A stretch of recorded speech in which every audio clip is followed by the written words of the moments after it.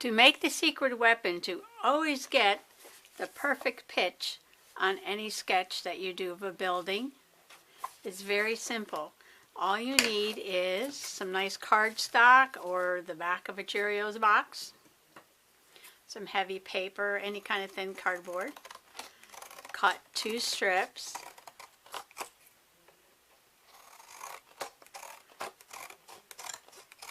I used a ruler to make the lines because you want the edges kind of straight. Something to poke a hole in the cardboard. I'm using a metal skewer.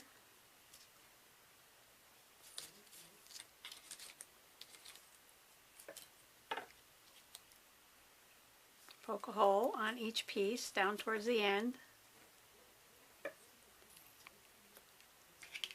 Put the 2 pieces together. Get a brass tack, stick it through the holes, et voila! There is your secret weapon measuring tool. If you have a pencil case, you might want to cut it down to fit inside. This one fits good. So when you look at the picture of a building, or you're looking at the building itself, it works both ways. You can either hold this up while looking at a building, or look at a picture of a building and just line the 2 edges up with the angle of the roof, and that will give you the exact angle on your picture. So it doesn't matter the size of the picture, it doesn't matter the size of the real building, this will always work. Very easy to do, very handy to carry around, and it always works. One reason this tool works really well for me, especially the line of the roof and the pitch of the roof. I never seem to get that right. For some reason I think the vanishing point is up here when it's really down here. And when I draw a house, I tend to make the roof go up, when really, if this is the vanishing point, it should be going down on the horizon. So my roof pitches, for some reason, I just always make them go up, even when they're angled down. So that would be the roof pitch of the house. Now if I was using this and I looked up at the house, I could get that angle on the roof very easily. And that would avoid that mistake.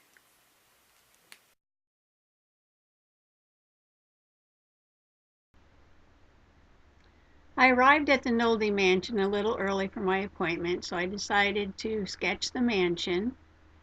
It was cold outside, so I sat in my car and sketched with the sketchbook on my lap. The only view of the mansion, though, from the parking lot is through the trees, so I put in the tree trunks and then sketched the shapes of the mansion behind it. The mansion has many roof lines and round turrets and very interesting design, very interesting architecture. So now I'm getting out my secret weapon and measuring the roof lines, because like I said, I always get them wrong. And I just can't believe I do the same one over and over and over again, because sometimes, you know, my brain, it just deceives me, and my eyes deceive me, and I just can't believe that that's really the angle of what it's supposed to be. But the tool always works, the tool never lies, so I rely on the tool. You see, I made the roof a brighter blue than what it is in the picture. It's kind of a dull picture, and I just wanted to pump up the colors a little bit. The lower roof is the same slate, but it's a darker color. It was very mossy because it was under the trees, so I decided to make that a lot greener than the top roof, and I'm going to leave the top roof a bluer color and the lower roof a greener color, just to put more color into the picture. I'm doing some of the masonry up at the top there, I'm not going to paint out every little stone in this picture, just trying to give it the look of masonry. I'm blending some browns and some grays, leaving a little white. Working on the terracotta top of the chimney. It's a little too red, but I'm going to go back after and make it a little more orange. Put in some shadows under the roof, the little window that's up there. Use a little white blending in on top of the brown to make it look like stones. Now I'm going to darken up the roof, just adding a little gray to my blue and a little darker blue.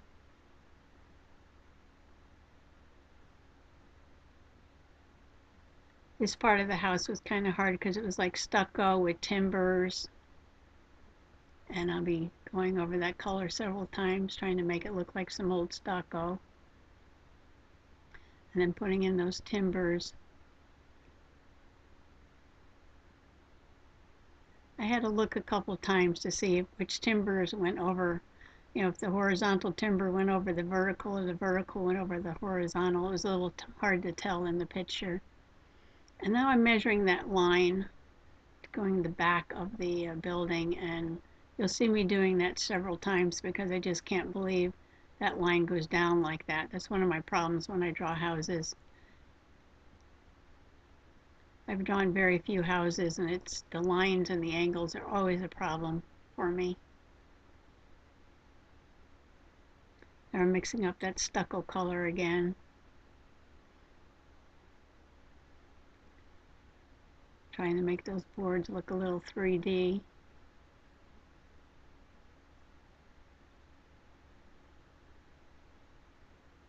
By adding some darks and some lights.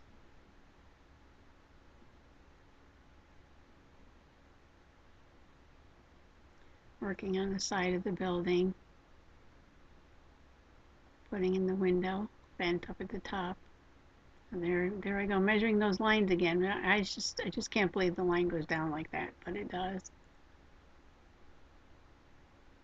I think eventually I fixed the top of that window line so that it works more with the bottom line. Working on those timbers and that stucco some more. Those two lines aren't parallel, but I think I fixed that up a little bit as I go along.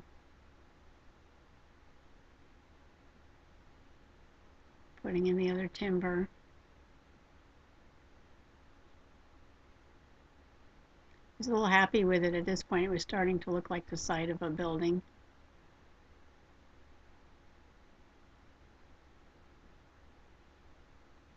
So fussing with those timbers and that stucco. Working on the window some more.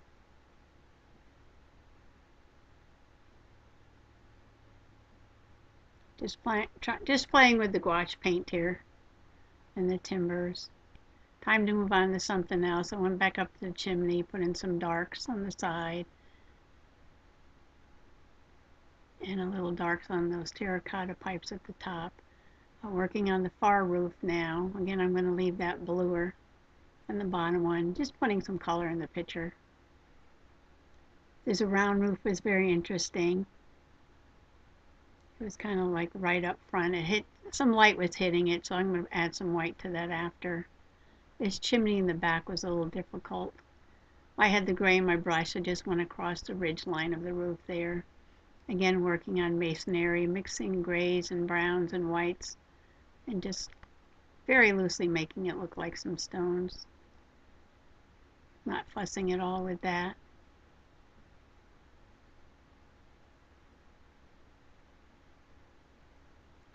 Making the side of that round turret lighter. And this had some large stones on it, so again, not really fussing, just putting in some blotches to make it look like it was stone. Working with that chimney in the back now, making it a little darker.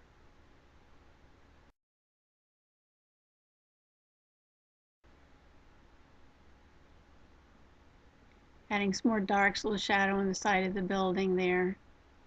Putting some more whites on the turret. Picked up the dark gray. This is a neutral gray. Gonna put in the window. I use a little white to do the boards around the window. There's a lower window that I'll be using dark gray for.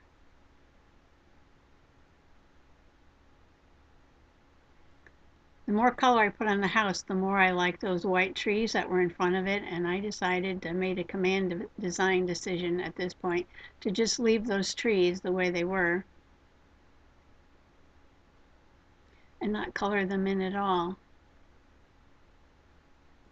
Now I was getting tired of fussing with the building, so I quickly put in the rhododendrons, and then I'm just going to finish it up using my Lamy pen. Has a black Noodler's bulletproof ink in it. So again, I'm not going to paint the trees. I'm just going to leave them white with some inky lines. Kind of reminded me when I watch other urban sketchers, how sometimes they'll just put like white cars or white people in front of the building. But since what was in front of this building was a bunch of trees, I decided just to put some texture on the trunks of the trees, make them a little darker, and just leave them white the way they were.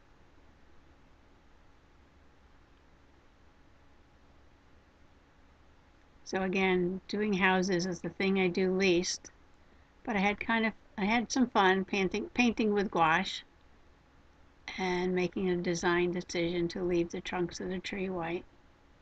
Doing some journaling here. It says for 3 days pick one medium or approach from Roz. This is my second day doing something in gouache. I put a little blue paint up in the sky to finish off the page, and then I'm just going to put 30 pages, 30 days, page 12, March 12th.